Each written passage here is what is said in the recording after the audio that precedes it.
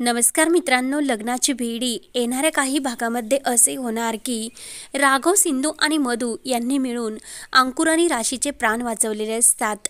अंकुर हा आपल्या आईबाबांना शोधण्यासाठी त्या यात्रेमध्ये म्हणजे रामनवमीच्या कार्यक्रमात आलेला असतो आणि त्याबरोबर राशीसुद्धा असते।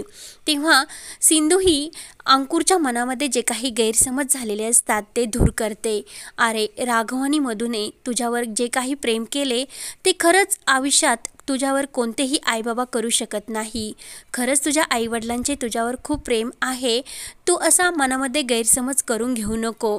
आणि आज दसऱ्याचा सण आहे, त्यामुळे सर्व वाईट गोष्टींना सोडून तू चांगल्या गोष्टीचा विचार कर, कारण आज दसऱ्याच्या दिवशी चांगल्या गोष्टी ह्या सत्यास येत असतात आणि वाईट गोष्टींचा नाश होत असतो। तेव्हा वंशला आपली चूक समजते आणि तो राघव आणि मधूला प्रेमाने मिठी मारतो। राघव मधूला सुद्धा खूप आनंद झालेला असतो, कारण सिंधूने किती छान प्रकारे अंकुरला समजावलेले असते आणि अंकुरच्या मनामध्ये राघव मधूचे आईबाबांचे प्रेम परत मिळवून दिलेले असते। सर्वांनाच खूप आनंद झालेला असतो, कारण सिंधूने खूप मोठा चमत्कार करून दाखवलेला असतो आणि सिंधूविषयी जो काही घरच्यांचा गैरसमज झालेला असतो तो सर्वांचा दूर होतो। चक्क राघव सुद्धा सिंधूची माफी मागतो की सिंधू, मी तुला आत्तापर्यंत खूप काही बोललो की माझ्या कुटुंबापासून तू दूर राहा, पण नाही, तू खरंच जे सत्य आहे ते सर्वांसमोर आणण्याचा प्रयत्न करत असते। अंकुरला आम्ही कोणीही इतक्या छान प्रकारे समजूसुद्धा शकलो नसतो, कारण अंकुर आमच्यापासून खूप असा लांब चाललेला असतो, पण आज तू आमचे प्रेम आणि त्याचे प्रेम एकमेकांना मिळून दिले। तर राघव हात जोडून सिंधूची माफी मागतो। मधूसुद्धा सिंधूला म्हणते की सिंधू, तुझे हे उपकार आम्ही आयुष्यात कधीही विसरू शकणार नाही। सिंधू म्हणत असते की उपकार कसले यात मधुताई, जे काही होते ते माझे कर्तव्य होते आणि तेच कर्तव्य मी आज पार पाडले। राघवने सुद्धा दाखवून दिले की राशीवर त्यांचे किती प्रेम आहे आणि राशीला सुद्धा या संकटातून राघवने वाचवले। राघव सुद्धा सिंधूवर खूपच खुश असतो। सर्वजण एकत्र आलेले असतात, तर राघवने आणि सिंधूने इतक्या मोठ्या ज्या चोरटोळीला पकडलेले असते म्हणून सर्वत्र त्यांचा जयघोष चालू असतात। सरपंच म्हणतात की राघव आणि सिंधू तुमचे कुटुंब एकत्र या, आणि न्यूजवाले सुद्धा म्हणतात की तुम्ही एकत्र या, तुमच्या फॅमिलीसोबत आम्हाला सर्वांना एक फोटो घ्यायचा। तर जे न्यूजवाले असतात ते मधूला म्हणतात की प्लीज ताई, तुम्ही बाजूला होतात का, यांच्या फॅमिलीचा आम्हाला एक फोटो घ्यायचा। तर मधूचा खूप जळफळाट होतो आणि मधूचा नाईलाजाने तिला बाजूला व्हावी लागते।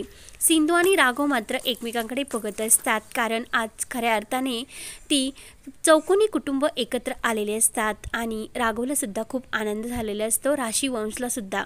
त्यानंतर तिथे रामलीलाचा कार्यक्रम होणार असतो आणि जे काही राम आणि लक्ष्मण म्हणजे त्यांचे मुलगा लव आणि कुश यांचे पार्ट करणारे म्हणजे जे काही गुंडांनी पकडलेले मुलं असतात, तर ते त्यांना जखमी झाल्यामुळे ते हॉस्पिटलमध्ये असतात, म्हणून सीता आणि राघव आणि जे काही लव आणि कुश यांचा रोल करण्यासाठी त्या भूमिकामध्ये कोणीही तयार नसते, म्हणून तेथील लोक हे सिंधू, राघव आणि राशी आणि अंकुर यांना आग्रह करत असतात की तुम्हीही पार्ट करू शकता आणि तो रोल तुम्हाला खरंच चांगला जमेल। सिंधू तयार नसते। राघव म्हणत असतो की सिंधू प्लीज, मुलांचं तरी ऐक आणि हा रोल तू स्वीकार, सीताच्या रूपामध्ये तू खरंच खूप छान दिसेल। मधूसुद्धा म्हणत असते की सीता माताचा रोल सिंधू तुला खरंच खूप छान वाटेल, तर सिंधू तयार होते। त्यानंतर राघव आणि सिंधू सीता आणि रामाच्या भूमिका त्यांनी पार पाडलेली असते। त्यामध्ये जे काही राजा म्हणजे राघव असतो आणि सीता ही रामाची बायको असते। सीता ही रावणाच्या कक्षेमध्ये असते, तेव्हा सीता ही आपल्या म्हणजे अयोध्याला आलेली असते। तेव्हा तेथील काही लोक सीताविषयी कुरबुर करत असतात की सीता इतक्या दिवस रावणाच्या तावडीमध्ये राहिली, म्हणजे खरंच माझी जर बायको असती तर मी तिला स्वीकारलेच नसते, म्हणून काही लोक हे सीतावर टीका करू लागतात। तर रामाने हे सर्व ऐकलेले असते, तर सिंधूला सुद्धा खूप मोठा धक्का बसतो, कारण सिंधू सुद्धा काही दिवस बाहेर राहिलेले असते। तर लोकांचे हे टोमणे ऐकून राघवला सुद्धा वाईट वाटते। तर सीताने खूप मोठा निर्णय घेतलेला असतो, म्हणून सीता ही वनवासाला निघलेली असते, म्हणजे सिंधूच्या रूपामध्ये। तर तिकडे गेल्यानंतर तेव्हा सीता म्हणजे सिंधू वनवासाला जायला निघते आणि त्याच क्षणी तिनं घर जे सोडलेले असते आपल्या अंकुरला घेऊन, ते सर्व क्षण तिला आठवू लागतात। राघवला सुद्धा ते क्षण आठवतात।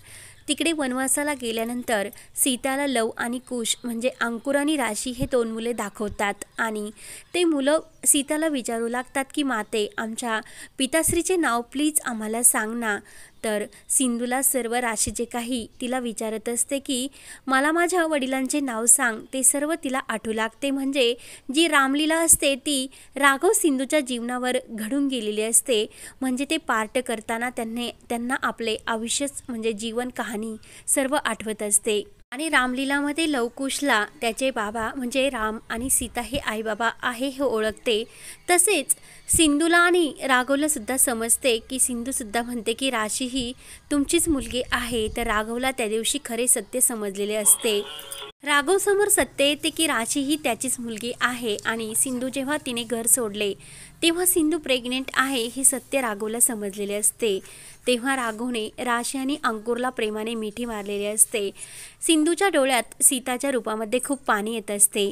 तर जे काही तेथे लोक बघत असतात राघव आणि सिंधूचे खूप कौतुक करत असतात की खरंच साक्षात आज राम आणि सीता यांचे दर्शन झाले आणि देव त्यांच्या जोडीला कायम असं आयुष्य भरभराटून देऊ म्हणून तेथील लोक सिंधू राघवच्या जोडीला भरभरून आशीर्वाद देत असतात. मात्र घरातील हे सर्वांना बघून खूप मोठा धक्का बसतो आणि मधूला वाईटसुद्धा वाटत नसते. कारण मधूला सुद्धा वाटत असते की सिंधू आणि राघव एकत्र यावे. तर शेवटी सिंधूने मधू आणि अंकुरसाठी ते सत्य लपवलेले असते. पण शेवटी ते सत्य राघवसमोर येते आणि राशी ही राघवची मुलगी आहे हे शेवटी राघवला समजलेले असते. सिंधू खूप घाबरलेली असते. सिंधू शौकात्याजवळ खूप रडते. मला त्या घराचं जे काही हे आनंदी हसते खेळते वातावरण आहे ते नष्ट नाही करायचे. माझ्या एका चुकीमुळे मला ते जे अंकुर आणि मधू यांना वेगळे नाही करायचे. सिंधूला भीती वाटत असते की राशी जर त्या घरामध्ये गेली आणि राघवला जर समजले तर खूप मोठा एक अनर्थ होईल आणि सिंधू ही खरंच सत्यवादी आहे हे शेवटी राघवसमोर आलेलेच असते आणि राशी ही त्याचीच मुलगी आहे हे सत्यसुद्धा राघवसमोर आलेले असते. पण सिंधू ते लपून ठेवण्याचा प्रयत्न करत असते.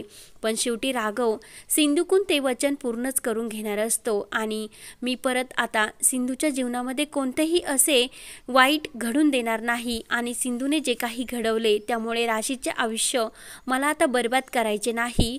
म्हणून मी तिचे जीवन हे चांगले सुखात घालू शकतो.